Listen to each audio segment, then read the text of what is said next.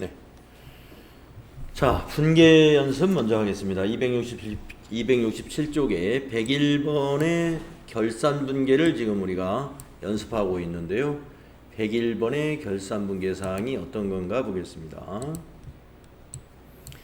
자, 6월 1일에 1년분 사무실 임차료는 비용이죠. 3,600만 원을 선불로 납부하고 선급 비용으로 처리하였다. 기말 결산 시에 필요한 회계 처리를 행하시오. 월할 계산한다. 자, 그러니까 지금 6월 1일 날 분계를 미리 한번 우리가 여기다 써보면은 차변에 6월 1일 날 선급 비용 3,600만 원, 대변에 뭐 현금으로 납부했다고 가정을 하고요. 3,600만 원 이런 회계 처리를 했었다는 겁니다. 그러면은 1년분이니까 이 내용이 지금 1년분 임차료란 말이에요. 1년분 임차료란 말이죠. 그러면 이 부분에 대해서는 우리가 결산 시 해야 될 회계 처리가 뭐겠느냐? 네. 우리는 결산 시 경과된 보험료에 대해서 보험료란다. 결산 시 경과된 임차료에 대해서 비용으로 발생을 시키는 회계 처리를 해야 된다. 회계 처리가 필요하다. 네, 그걸 우리가 판단할 수 있어야 되겠죠. 우리가 6월 1일 날 이렇게 선급 비용으로 처리했다는 얘기는 비용 처리를 하지 않고 자산 처리한 거지 않습니까? 차변의 선급 비용, 자산, 대변의 현금, 자산 감소. 그러니까 이제 6월 1일부터니까 몇 개월이 지났느냐? 바로 7개월이 지났죠. 6, 7, 8, 9, 10, 11, 12. 그래서 7개월 임차료는 어떻게 계산을 해야 되느냐? 경과된 7개월의 임차료 3,600만 원을 곱하기 7을 하고 나누기 12를 하면 나오죠.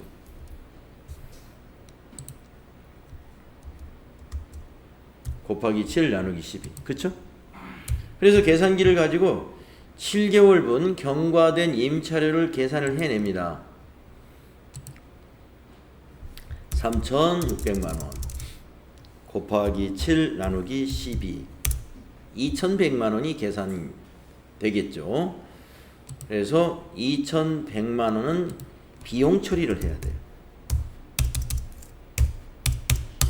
2,100만 원이 7개월분 임차료니까. 그래서 결산시, 즉 12월 31일 날 우리는 이게 이제 답이 되겠죠. 차변의 임차료 비용 발생 2,100만 원, 대변의 선급 비용에서 선급 비용 자산에서 감소시켜야죠. 2,100만 원. 이 작업이 필요하겠습니다. 비용 발생 뒤에는 자산 감소 이렇게 되는 거죠.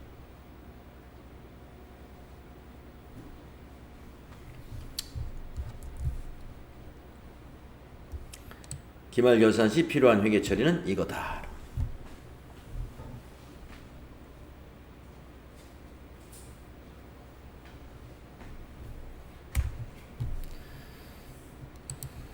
이해가 되셨죠?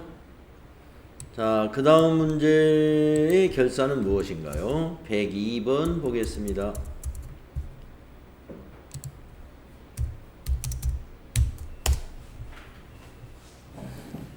매월 1일에 현금으로 지급받은 이자 수익에는 차기에 속하는 이자 수익이 100만 원이 포함되어 있다. 이자 수익에 차기 것이 포함되어 있다면 결산 때 우리가 뭘 해야 되겠느냐 이거죠.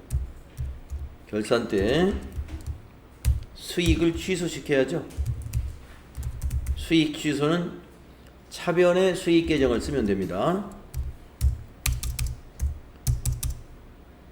차변의 이자 수익은 수익 취소예요.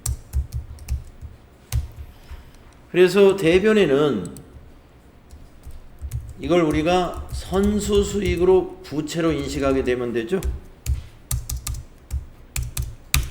선수 수익 100만원. 차기에 해당되는 수익은 선수 수익으로 해서 부채 증가시켜 가지고 차기로 가지고 갑니다.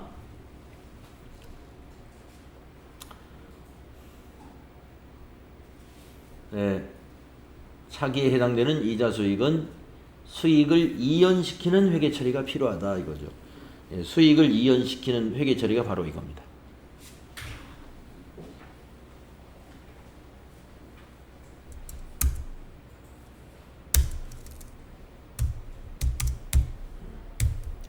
자, 103번 문제는 어떤 문제인가요?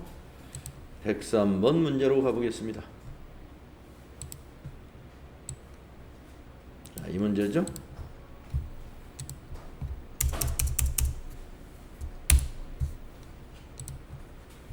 (103번) 결산일 현재 정기예금과 장기차입금에 대한 내용이다.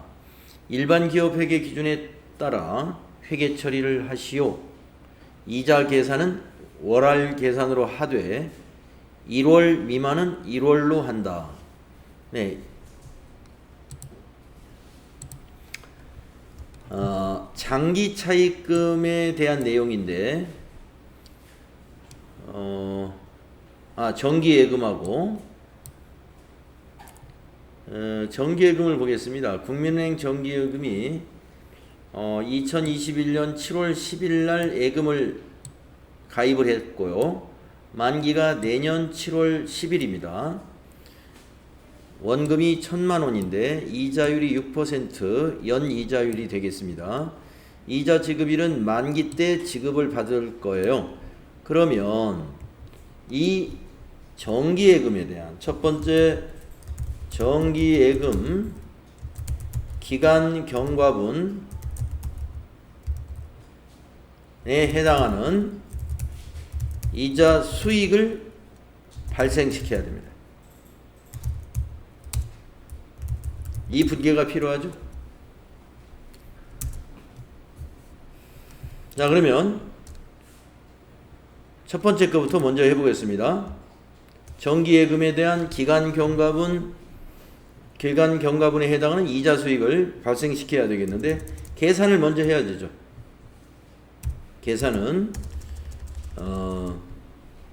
원금이 1,000만원입니다. 곱하기 연이자율이 6%입니다.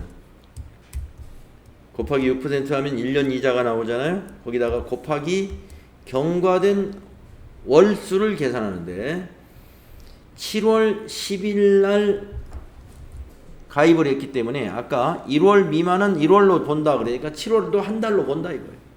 그러면 12월까지 따져봅시다. 7, 8, 9, 10, 11, 12 딱 6개월이죠. 그래서 6 나누기 12 이게 6개월분 이자가 되겠습니다.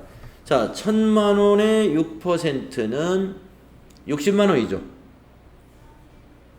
1,000만원의 6%는 60만원입니다.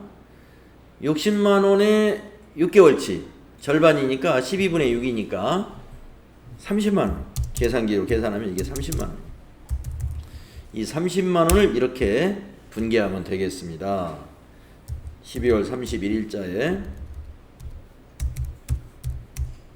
결산분계니까 차변에다가 미수수익 30만원. 왜 미수수익이냐? 실제로 이자는 내년 7월 10일에 지급받을 거란 말이죠. 그러니까 결산일 현재는 미수수익입니다. 미수수익은 자산에 해당이 되죠.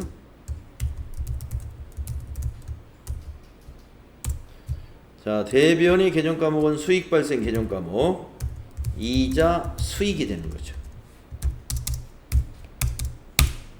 그래서 대변은 이자 수익이다. 수익 발생이 되는 것입니다. 대변의 이자 수익이다. 수익 발생이 됩니다.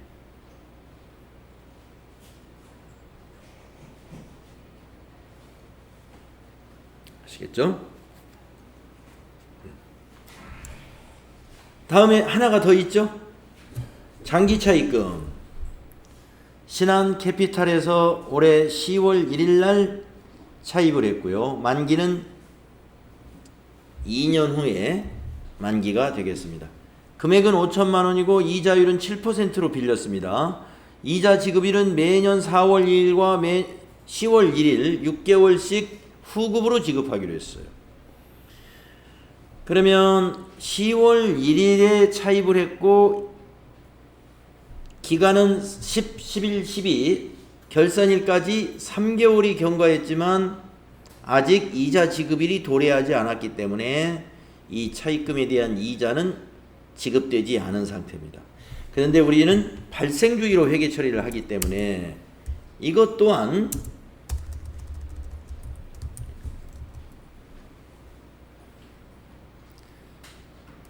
장기 차입금에 대한 기간 경과분 이자 비용을 발생시킨다. 이게 필요해요. 발생시켜야 돼요. 그러면 똑같이 기간 경과분 이자를 계산해야 되죠. 계산을 하면은 원금이 5천만 원이고요. 거기에 연이자율은 7%이고요. 곱하기 경과된 개월수가 10, 11, 12 3개월이 되고요. 나누기 12 연이자율이니까 12로 나누어주면 3개월분 이자 발생시킬 금액이 계산이 됩니다. 자, 계산기를 써서 50,000,000 곱하기 7% 곱하기 3 나누기 12 하겠습니다. 87만 5천 원이 나오네요. 여러분도 계산기로 한번 해보시면 87만 5천 원 나올걸요. 그래서 회계 처리할 금액은 87만 5천 원이다. 기간 경과분 이자 비용을 계산했죠. 그러면 우리는 12월 31일 일반전표에다가 차변의 이자 비용 87만 5천 원, 대변은 미지급 비용 87만 5천 원. 아직 지급할 시기가 안 되었기 때문에 결산 때 지급은 안 했습니다. 그러니까 부채로 인식하게 되는 거죠. 그래서 이 차변의 이자 비용은 비용 발생이요. 대변의 미지급 비용이 부채 증가죠. 이렇게 비용 발생에 관한 회계 처리를 해야 됩니다. 그래서 이 문제는 전표를 2장을 입력해야 돼요. 요렇게 하나, 요렇게 하나.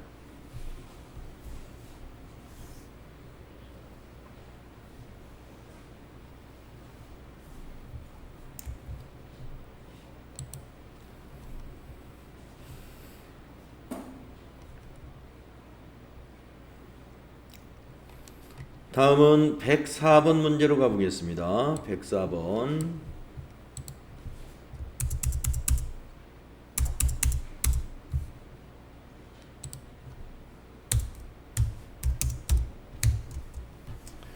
자, 104번은 단기 매매 증권에 대하여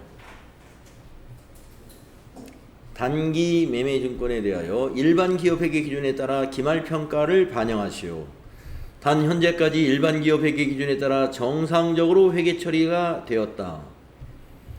네, 기말 평가를 하는 것은 단기 매매 증권의 전기말 평가 금액과 단기말 평가 금액을 비교해서 평가하는 거예요.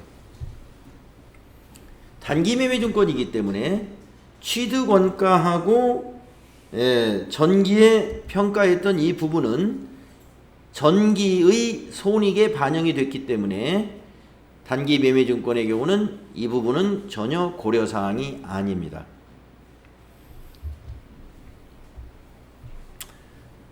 그래서 900만원짜리가 950이 됐다 이렇게 보고 우리는 평가를 합니다. 그러면 50만원만큼 단기매매증권이라는 자산이 증가하죠. 그래서 차변에 단기매매증권 50만원 자산 증가가 되겠습니다.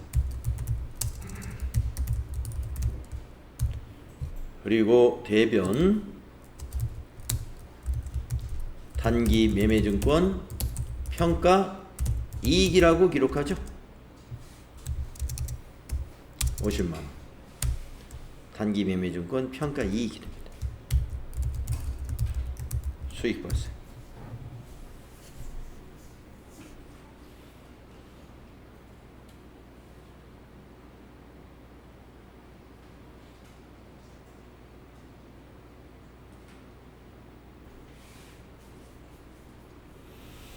네, 단기매매증권 평가는 평가 이익은 영업의 수익입니다.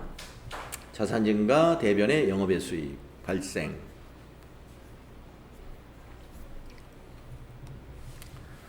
자, 다음은 105번으로 가볼까요?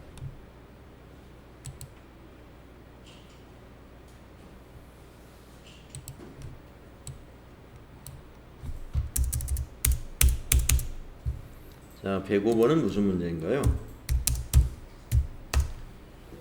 기말 현재 단기매매 목적으로 보유하고 있는 단기매매 증권의 공정가치는 다음과 같다. 종목별로 회계 처리하시오.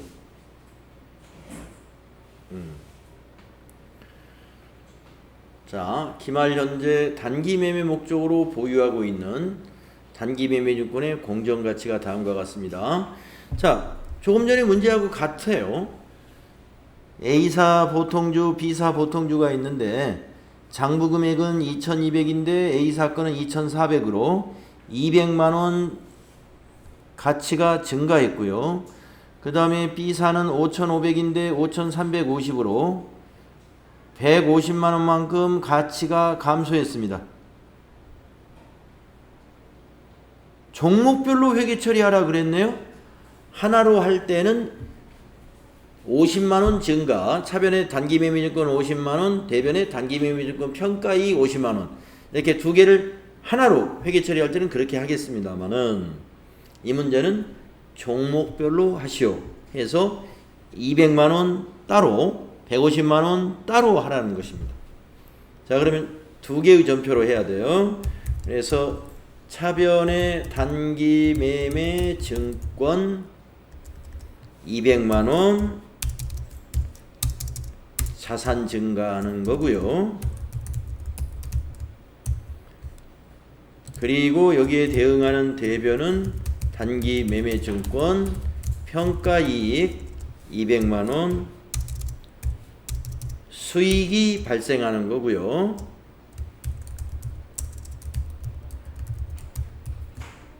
그렇죠?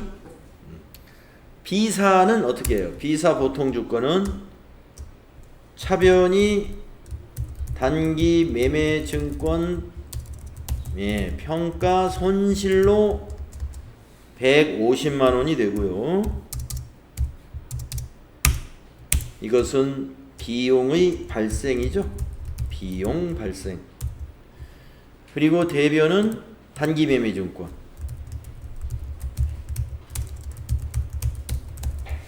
(150만원)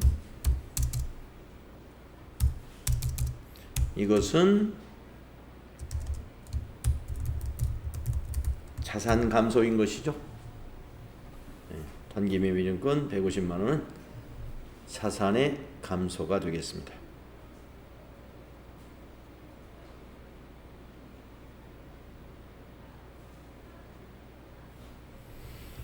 네, 종목별로 하시오 하면 이렇게 두 개의 점표로 하시면 됩니다.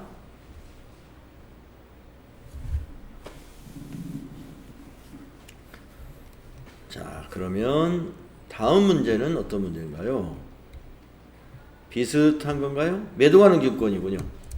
단기매매증권과 매도가능증권은 평가를 합니다마는 평가손익을 수익이나 비용으로 보지 않고 우리가 자본으로 본다는 거. 이걸 잘 기억하시고요. 전기에 평가한 것도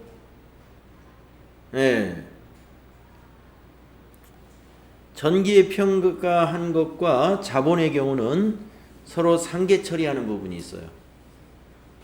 자, 106번 문제를 일단 보겠습니다.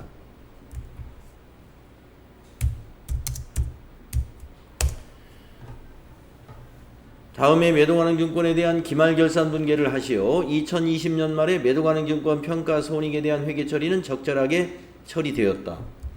자, 지금 우리는 2021년 말을 맞이한 건데 2020년도에 매도가능증권 평가를 이 기준으로 했다 이 말이에요.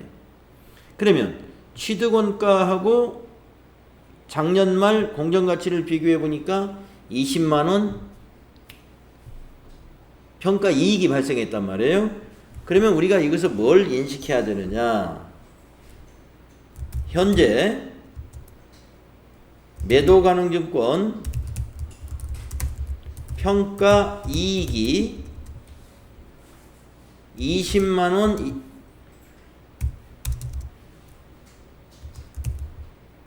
잔액이 있다, 이익이 있다. 이거를 일단 인식해야 됩니다. 아까 단기매매증권의 경우는 저걸 인식할 필요가 없었어요. 작년에 평가한 것에 대해서. 왜냐하면은 작년도 손익에 반영을 해버렸기 때문에 단기에 전기의 평가 이익을 단기에 반영할 일이 없습니다. 그런데 매도가능증권 평가 이익이나 평가 손실은 단기의 손익에 반영되는 계정 과목이 아니고 자본이거든요. 자본. 그렇기 때문에 여러분 자본은요 서로 짝꿍 계정 과목끼리 상계 처리해야 돼요. 그래서 매도가능증권 평가 이익은 만약에 평가 손실이 있었다면, 즉 단기에 평가 손실이 있다면 상계 작업을 먼저 해야 됩니다. 상계하고 인식해야 된다. 상계 처리하고 인식해야 된다. 자, 그런데 한번 보겠습니다. 올해도 가격이 또 올랐어요. 작년에도 20만원 올랐고 20만원. 올해도 또 작년 연말하고 비교했을 때 960만원이니까 90만원 오른 거죠. 90만원이 또 올랐습니다. 그렇기 때문에 이건 상계 처리할 필요가 없죠. 평가 이익의 증가만 시켜주면 되니까. 반대로 갔을 때 서로 상계하는 겁니다.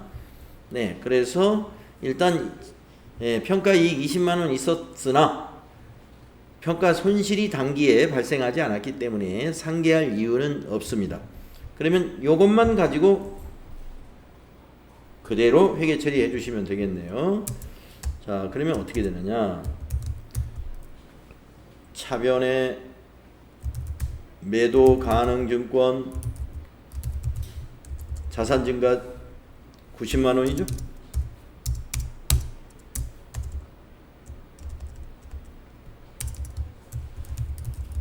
자산이 증가하고요. 대변은 매도 가능 증권 평가 이익 90만원. 근데 이 계정 과목 이름으로 딱 봐서는 이게 수익 발생인 것처럼 보여지지만 매도 가능 증권 평가 이익은 수익이 아니고 아까 말씀드린 대로 자본입니다. 자본 중에 기타, 포괄, 손익, 누계액이라고 하는 자본에 해당이 되죠. 그래서 자본의 증가입니다. 매도가능증권 평가이익은 자본의 증가, 매도가능증권 평가 손실은 자본의 감소. 거래의 결합관계를 단기매매증권하고는 다르다. 단기매매증권 평가이익은 수익 발생, 그러나 매도가능증권 평가이익은 자본의 증가. 이게 다르다. 자, 106번 이해하셨으면 다음 페이지로 가서 107번을 해볼까요? 107번.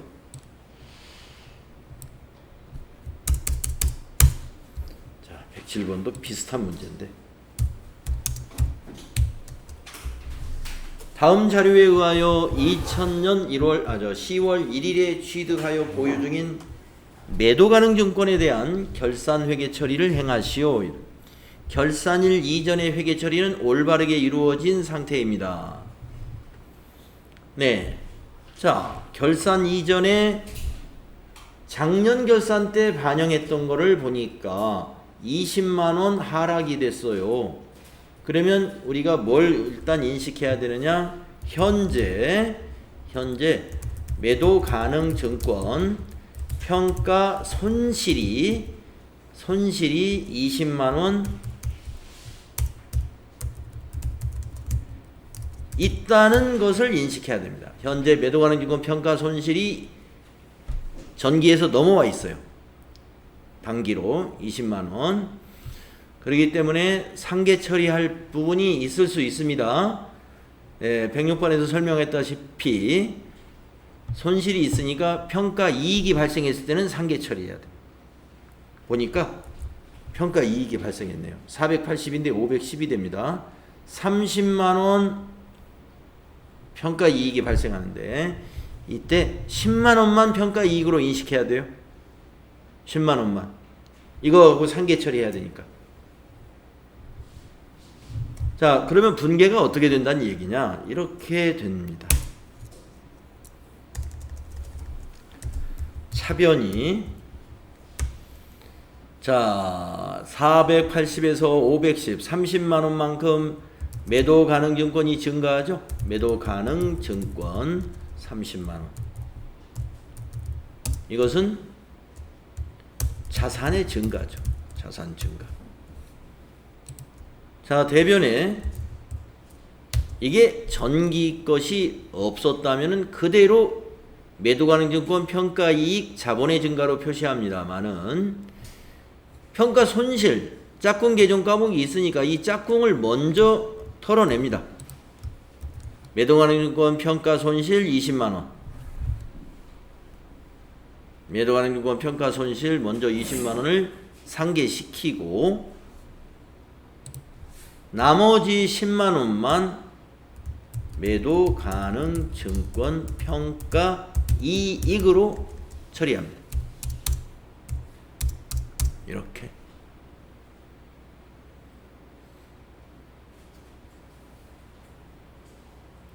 그래서 대변에는 두 개가 다 자본의 증가입니다.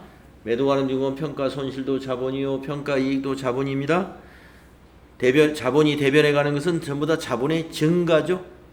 자본이 증가하게 됩니다. 30만.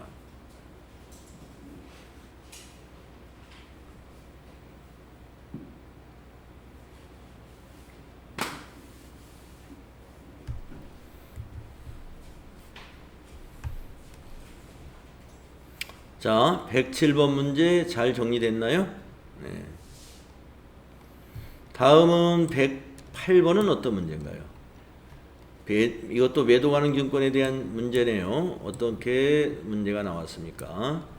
자, 108번을 보겠습니다.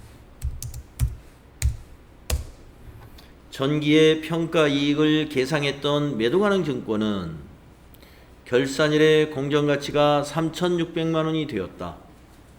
장부상 매도 가능 증권의 잔액은 4천만원, 매도 가능 증권 평가 이익은 300만원이 있는 상태다. 이거 표로 보여주다가 이렇게 써놓으니까 좀 헷갈리네요. 자, 그러니까 지금 장부상 매도 가능 증권은 4천만원인데 결산일 오늘의 공정가치가 3,600입니다. 이 말이에요.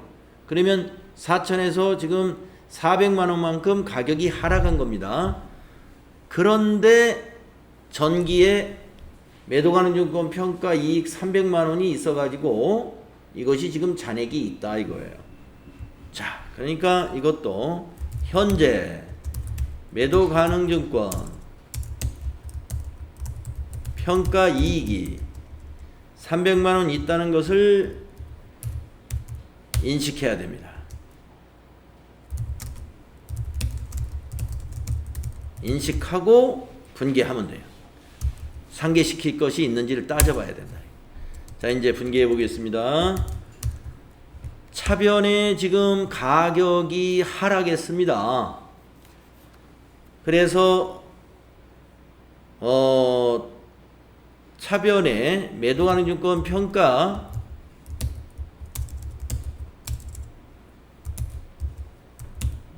증권 평가 손실이 원래는 400만 원 빠졌으니까 400을 기록해야 되는데 이익이 매도가능증권 평가 이익이 300 있으니까 이거 감안하면 손실은 100만 원이다. 100만 원. 그리고 그 바로 밑에다가 매도가능증권 평가 이익을 300 상계시키는 거예요.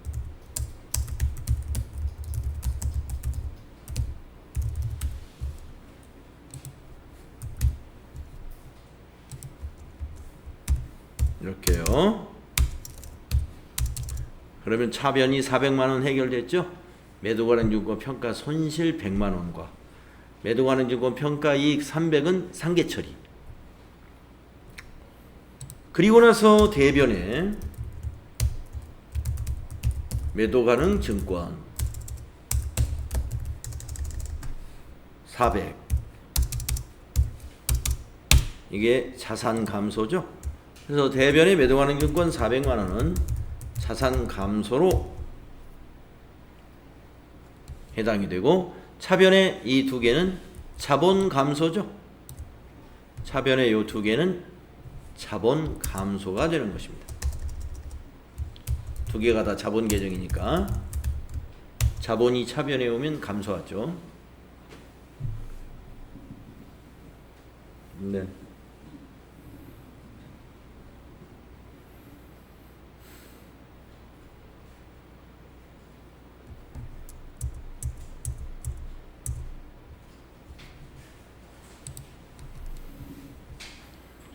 매도가능증권 좀 복잡합니다.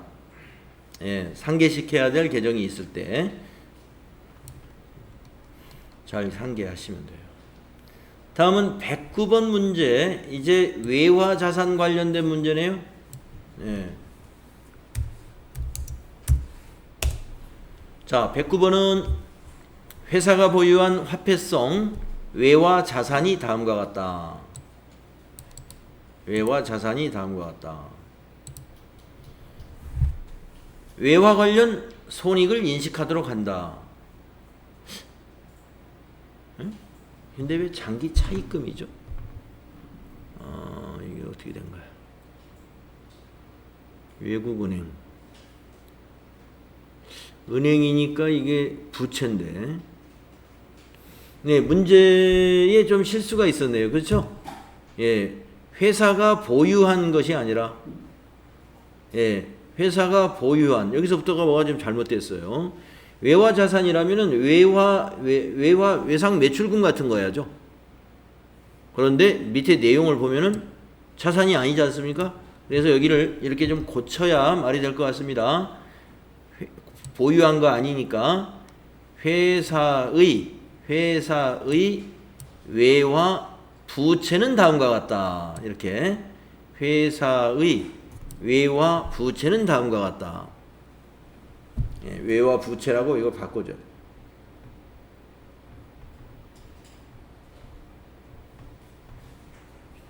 회사의 외화 부채는 다음과 같다. 자, 그러면은 지금 부채가 어떻게 되냐면은 외국에 있는 은행에 15,000달러의 부채가 있습니다. 9월 10일 날 차입을 했고요. 발생할 때 환율은 달러당 1350원이었어요. 그러면 이것만 가지고 우리가 뭘 계산해야 되느냐? 이 세 개를 가지고 차입시 장부 금액이 얼마였을까? 그러니까 장기 차입금, 외화 장기 차입금이죠. 외화 장기 차입금은 얼마인가? 이걸 먼저 인식해야 돼요. 계산하는 방법은 15,000달러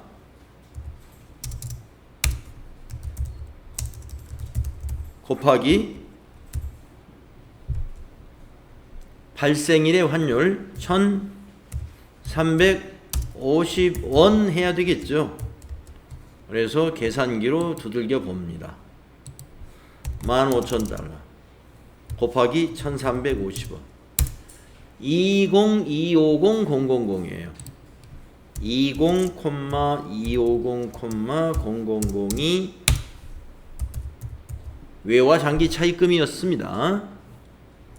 자, 그런데 우리가 지금 결산 수정 분기를 하려고 하는 거거든요. 결산일 현재로 외화 장기 차입금이 얼마인지를 또 계산합니다. 결산일 현재 외화 장기 차입금은 얼마일까 한번 계산해 보자 이거. 자, 달러는 똑같아요. 15,000달러. 그런데 결산 시 환율은 1,400원으로 환율이 몇 달 사이에 50원이 올랐습니다. 그러면 결산 시에 적용할 환율은 1,400원이에요. 그러면 부채가 증가하겠네요. 계산을 해보겠습니다. 15,000달러 곱하기 1,400원 엔터 2,100만원이더라 이거.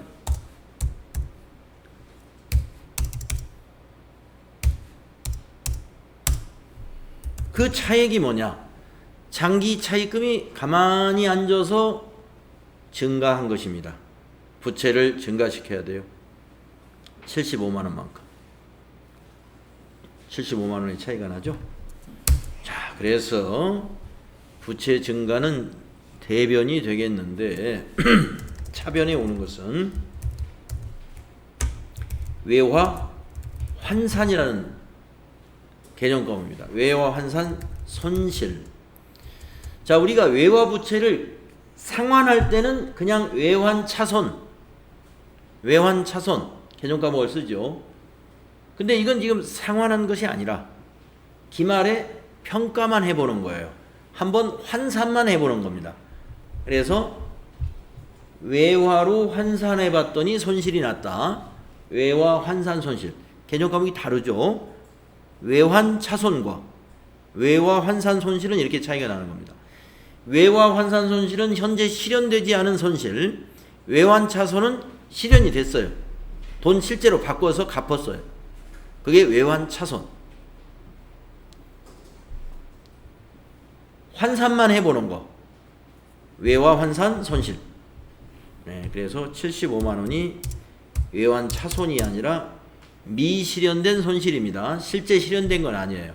그러나 우리는 유용한 회계 처리를 하기 위해서 현재 환율로 외화 부채를 평가해 주는 거예요. 그래서 차변에 외화 환산 손실을 인식하고 대변에는 외화 장기 차입금 부채를 증가시켜 줘야 유용한 회계 처리라고 봐주는 겁니다.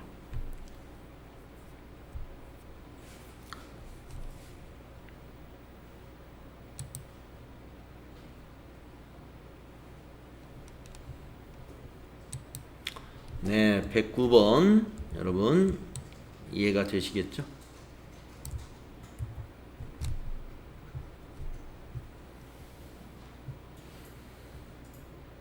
자, 다음은 110번의 결산 문제 보겠습니다. 결산 문제도 분계를 참 많이 문제를 많이 내놨어요. 네, 앞에서 본문에서 좀 부족했던 것을 여기 지금 분계 연습에서 많이 보충하고 있습니다. 자, 110번 문제 보겠습니다. 이것도 외화 차입금이네요. 21년 결산일 현재 외화장기 차입금 잔액은 실버사에서 20년 10월 1일에 3년 후에 일시 상환할 조건으로 차입한 외화장기 차입금 US 달러 10,000달러이다 라는 거죠. 그런데 결산일을 맞이해서 우리가 따져봐야 될 것은 뭐냐? 자, 10월 작년 19년 10월 1일 건 왜 필요하죠?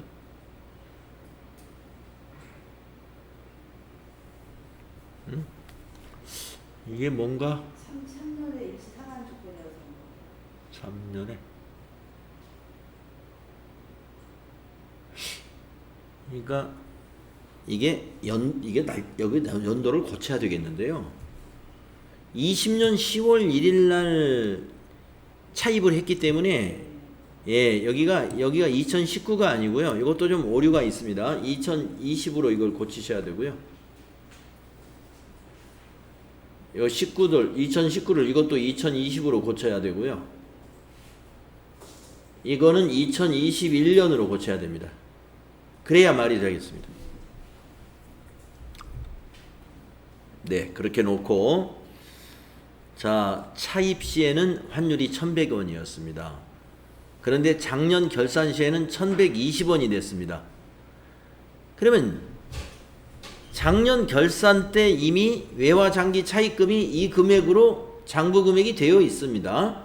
그래가지고 또 금년 말을 맞이했어요. 그러니까 우리는 작년 결산 시의 환율과 이번 결산 시의 환율만 그 차이에 대한 회계 처리만 하면 됩니다. 자, 이번에는 이 20원과 70원, 즉 50원만 가지고 한번 계산을 해보겠습니다. 50원. 50원의 환율이 올랐는데 달러로 10,000달러예요. 50원 곱하기 10,000달러. 네. 자, 그래서 환율 증가액 50원에다가 곱하기 US 달러 10,000. 이 금액에 대해서만 회계 처리하면 되는 것이죠. 그래서 50만 원인가요? 50만 원만큼 부채를 증가시키는 결산 수정 분계를 하면 됩니다. 자, 분계를 하면 차변의 외화 환산 손실 109번과 마찬가지로 외화 환산 손실이 50만 원이고요. 영업의 비용이죠, 이거. 대변은 부채를 증가시킵니다. 외화 장기 차입금, 이번에는 거래처 이름이 실버사라고 정확히 나오니까 실버사 부채 증가가 50만 원. 네, 이렇게 증가분만 해주면 돼요. 차변에 비용 발생이요. 대변에는 부채 증가가 되는 것이다.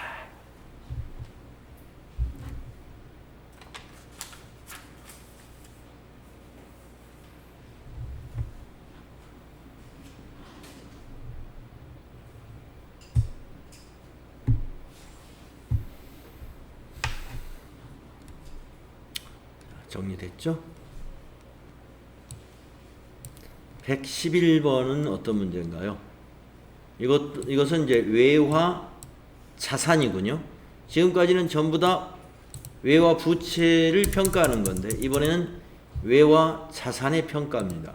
보니까 어디 내용을 볼까요? 111번 결산일 현재 다음의 외화 자산에 대하여 적절한 회계 처리를 하시오. 12월 31일 환율이 이게 뭔 말입니까? 100엔당 100엔당 11원 1120원이다. 그러면 1엔당 11.2예요. 1엔당 11.2. 자, 보통예금을 일본에 있는 은행에다가 보통예금 했다는 거예요. 한국에 있는 외환은행이군요. 그러니까 외환은행을 외화로 예금을 했네요. 외화로. 외화 금액은 318만 엔. 예, 318만 엔. 12월 31일 환율은 이렇게 되는데 장부 금액이 이렇다는 것은 며칠 날 예금을 했는지 모르지만은 그날 요 318만 엔을 원화로 환가하면 이렇게 됐다 이거예요.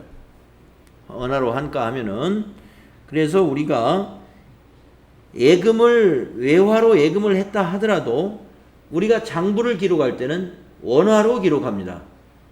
그러니까 지금 현재 보통예금 외환은행 것이 이렇게 기록되어 있는 거예요. 3,466만 2천원.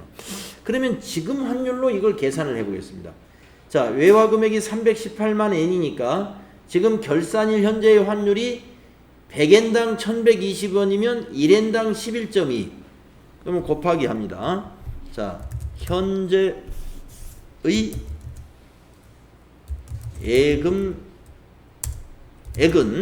예금액은 어떻게 되느냐?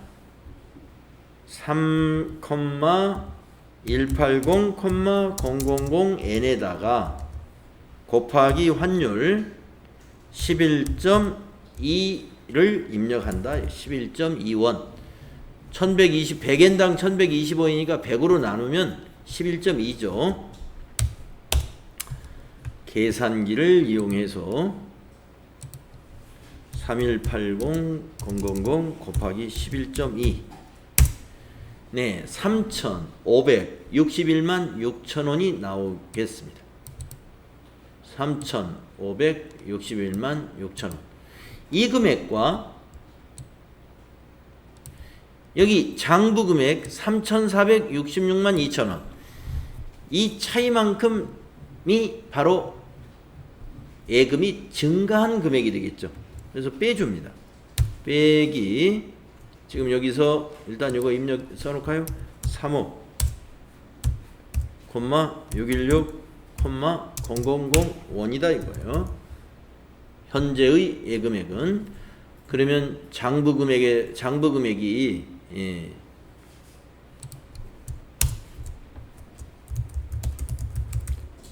금액은 우리가 34, 662, 0001이지 않습니까? 이걸 빼주시라 이거예요.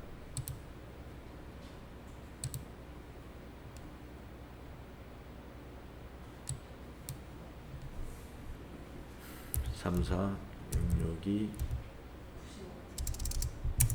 95만 4천원 나오네요. 네. 따라서 차변의 보통예금 외환은행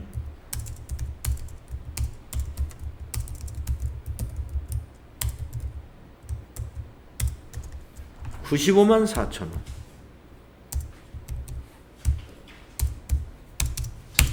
자산 증가하고요. 대변에 이것을 외화 환산 이익이죠. 이거는 자산이 증가하는 거니까 95만 4천원 외화 환산 이익으로 인식합니다. 자산 증가 대변은 수익 발생. 네, 111번 문제가 이겁니다. 네, 이제 정부 보조금 문제가 나오니까 여기까지만 하고요. 다음 시간에 112번 표시해 두셨다가 다음 시간에 112번부터 풀이해 보도록 하겠습니다.